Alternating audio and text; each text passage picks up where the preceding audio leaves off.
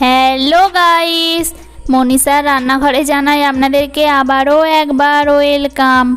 তালের ফুলুরি কিংবা তালের বড়া এইভাবে যদি তৈরি করেন প্রতিটাই ফুলবে এবং তৈরি হবে নরম তুলতুলে।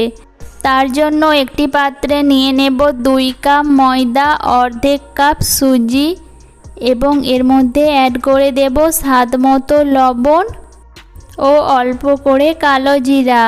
আপনারা কালো জিরার পরিবর্তে মৌরিও ব্যবহার করতে পারেন। আর দিয়ে দেব 1 ডাবু আখের গুড়।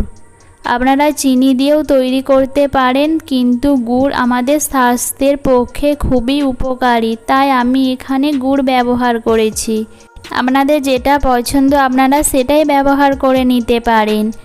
আর দিয়ে দেব 1 ডাবু তালের পাল্প। তালের পাল্প আমি আগে থেকেই বের করে রেখেছিলাম। এর মধ্যে অ্যাড করে দিয়ে সব কিছু ভালোভাবে মিক্স করে নেওয়ার পর এর মধ্যে অল্প অল্প জল অ্যাড করে একটা ব্যাটার তৈরি করে নেব। এই তালের সিজনে আপনারা যদি তালের আর কোনো নতুন নতুন রেসিপি দেখতে চান অতি অবশ্যই আমাকে কমেন্ট করে জানাতে ভুলবেন না।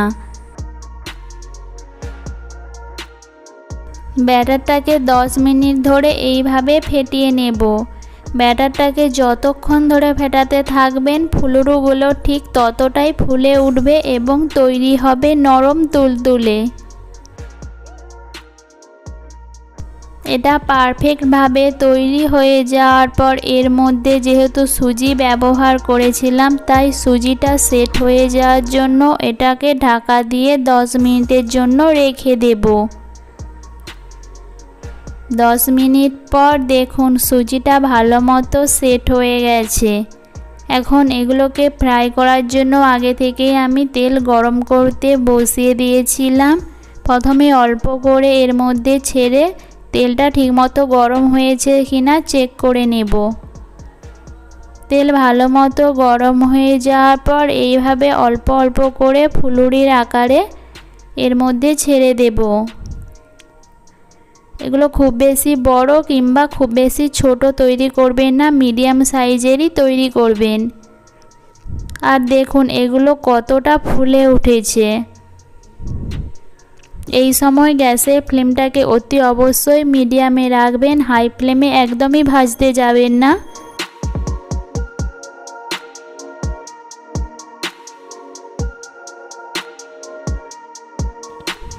যখন সবগুলোই তেলের উপর ফুলে উঠবে এভাবে একটা ছান্তার সাহায্যে অপর দিকটা উল্টে দেব, যাতে অপর দিকটাও পারফেক্টভাবে ভালো মতো ফ্রাই হয়ে যায়।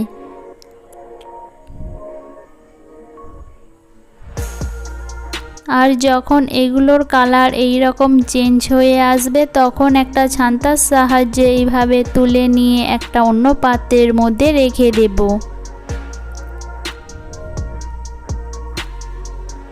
এরপর বাকি যতটা ছিল সেটাকেও আমি ওই তেলের মধ্যেই ফ্রাই করে নেব।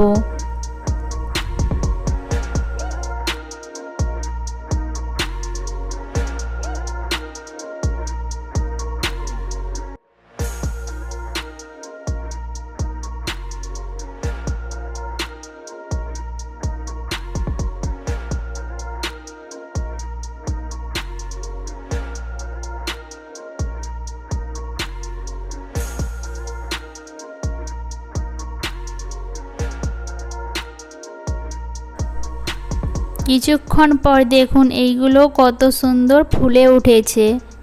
এইভাবে যদি তৈরি করেন প্রতিটাই একদম এই রকম ফুলে উঠবে আর ভেতরে তৈরি হবে নরম তুলতুলে। এইগুলোকেও তুলে নিয়ে একটা পাত্রের মধ্যে রেখে দেব। রেসিপিটা বানাতে বেশি উপকরণ লাগবে না এবং বেশি সময়ও লাগবে না এবং খুব সহজেই এটা বানিয়ে নিতে পারবেন।